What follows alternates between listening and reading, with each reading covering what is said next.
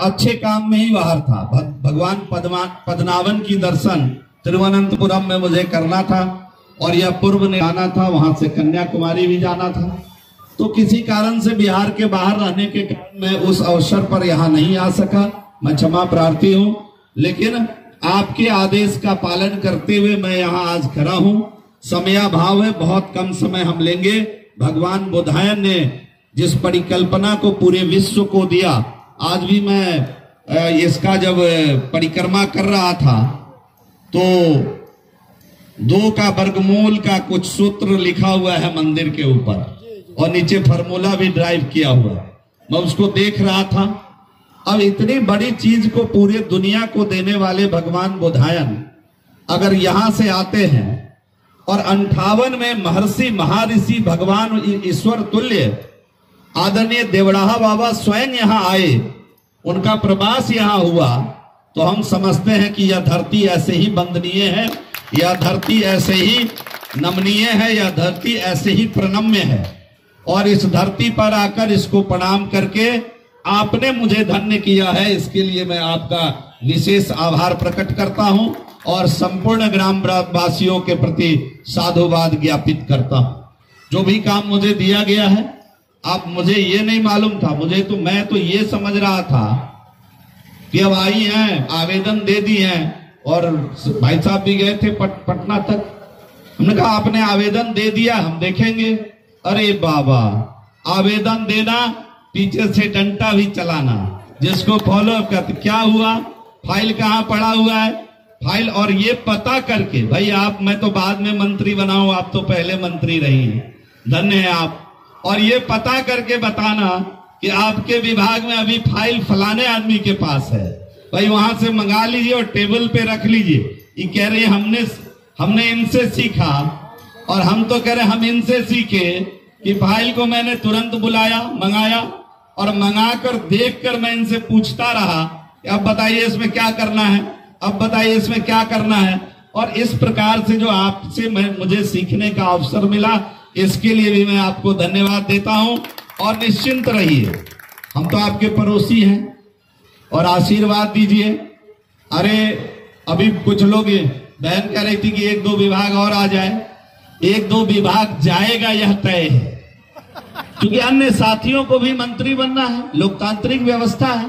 हम तो अपने दल के लोगों को, अपने मुख्यमंत्री जी को, अपने उप मुख्यमंत्री जी को धन्यवाद देते हैं, साधुवाद देते हैं कि मेरे जैसे नए लोगों के जिम्मे 3-3 मंत्रालय उन्होंने लगाया। और जो भी साथीगण मिलने गए होंगे, अभी तो श्रम मंत्रालय से 10-10 बजे रात को कई बार बाहर आता हूं अक्सर। अब सुबह से तीनों मंत्रालय में अगर जाना हो तो 2 बजे श्रम में जाता हूं और 10 बजे 9 बजे रात्रि को वहां से बाहर आना होता है। तो काम तन्मयता से करने का प्रयास कर रहा हूं, क्योंकि ये जो एनडीए है ना, इसमें पद नहीं होता है, हमारी पार्टी में तो होता ही नहीं है, भारतीय जनता पार्टी, ये दायित्व तो होता है। और जिस दायित्व को सरकार ने दिया है, मैं विश्वास दिलाना चाहता हूं कि उस पर पूरे मनोयोग से खरे उतरने का प्रयास करूंगा। और इसलिए मैं आज आपकी अदालत में खड़ा होकर आपका आशीर्वाद मांगने भी आया हूं कि आप मुझे आशीर्वाद दीजिए कि जो दायित्व सरकार ने दिया है, पार्टी ने दिया है, उस पर आपके उम्मीदों के हिसाब से खड़ा उतरूं। यह आशीर्वाद देने का हक और अधिकार आपको है, इसलिए मैं आपकी अदालत में खड़ा होकर आशीर्वाद अपने लिए भी आज मांगने का काम कर रहा हूं। और निश्चिंत रहिए, क्या लिखा, कैसे लिखा, कितना लिखा, क्या बचा है, क्या होना है, मैं रहूं ना रहूं इस विभाग में, ये सभी पूरे होकर रहेंगे।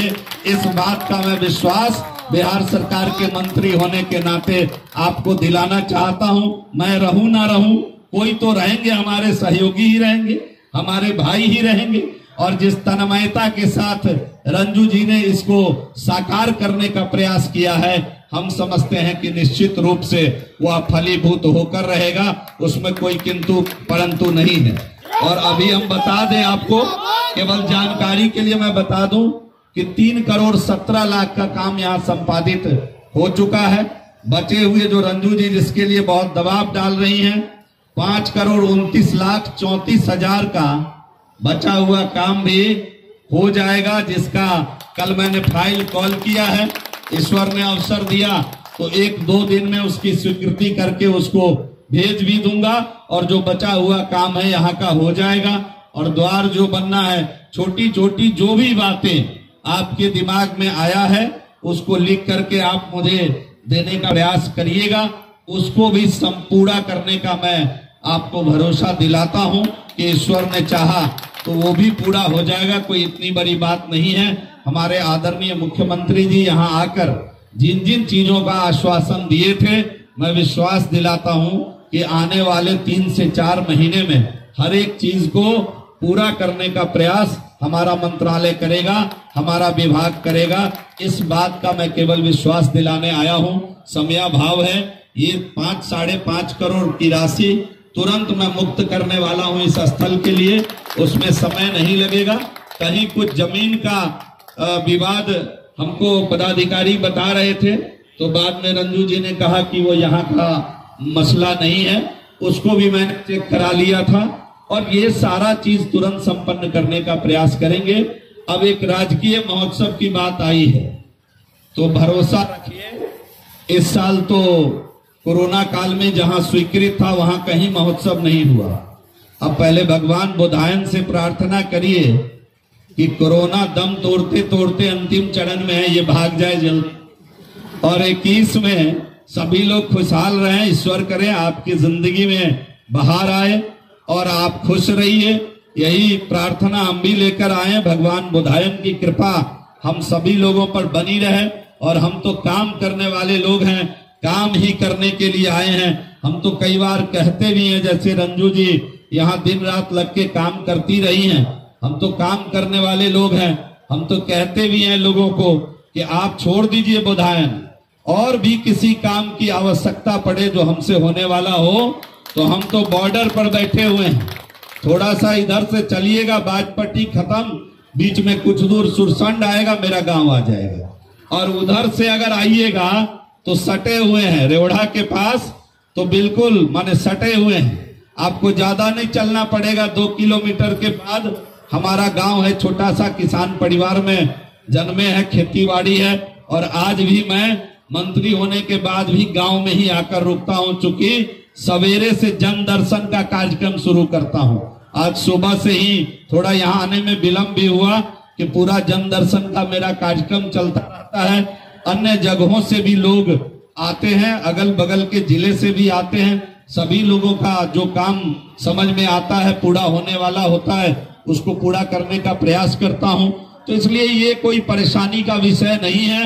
हम तो कई बार लोगों से कहते भी हैं कि मेरा यही अंदाज जमाने को जमता है, मेरा यही अंदाज जमाने को जमता है कि मेरा चिराग जमाने के लिए जलता है। तो इसलिए क्या बाजपट्टी, क्या जाले, क्या सुरसंड, क्या जाले, क्या बुखड़ा, क्या जाले, इस प्रकार का कोई विभेद उत्पन्न नहीं करना है। मेरी माने जो बहन है डॉक्टर रंजू गीता जी, आपका जो आदेश होगा वो अक्षरशः जैसा जाले में होगा वैसा ही बाजपट्टी में होगा। और बार बार ये ना बोलिए कि आप हार गए हैं। अरे हारा क्या है, हम लोग पढ़ते थे कि गिरकर उठना, उठकर चलना, ये क्रम है संसार का। कर्मवीर को फर्क न पड़ता किसी जीत या हार का। घटता जो भी है घटना क्रम, रचता स्वयं विधाता है।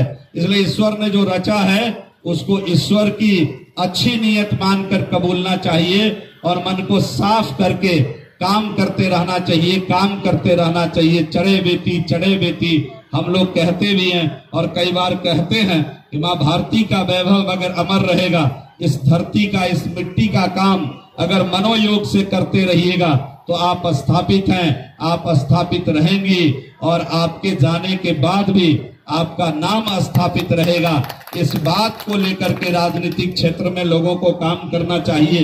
हम तो कई बार अपने राजनीतिक क्षेत्र में काम करने वाले साथियों से कहते भी हैं, हम तो अपने लिए भी कहते हैं अपने क्षेत्र में कि ये मालिक है खुदा, अगर देना है तो बस इतनी सी शोहरत देना। मालिक है खुदा, अगर देना है तो बस इतनी सी शोहरत देना कि जब ये जनाजा उठे तो कोई चूल्हा न जले कुनबे में। अगर जिंदगी उसी की सफल है जिसकी मौत के बाद स्वतः लोग अपने घर में चूल्हा बंद कर ले, किसी को कहना ना पड़े। अगर ये आप जाते समय कमा गए तो जिंदगी आपकी सफल हो गई। इसी मनोयोग के साथ काम करने के लिए मैं आया हूं और आपका आशीर्वाद चाहता हूं। इसके अतिरिक्त भी कोई काम हो जो हमारे विभाग से संबंधित हो, हम उसको पूरा करने का प्रयास करेंगे। आप सभी को, क्योंकि समयाभाव है, और भी कुछ बातें करते, जो भी हमको यहाँ से कागज पत्तर मिला है, पूरे मनोयोग से उसको पूरा करने का प्रयास करूंगा। आप सभी मनुष्य रूप में उपस्थित इस बोधायन सर पर, इस बोधायन की नगरी में, इस बोधायन की गोद में मनुष्य रूप में उपस्थित जितने लोग हैं, आज उसमें मैं भगवान बोधायन का दर्शन करते हुए उन सभी को प्रणाम करता हूं। और जितने यहाँ नारी रूप में उपस्थित हमारी देवियां हैं, माताएं हैं, उनको देवी स्वरूपा समझते हुए मैं आपका भी अभिनंदन करता हूं। आपको भी प्रणाम करते हुए मैं अपनी वाणी को विराम देता हूं। बहुत बहुत धन्यवाद।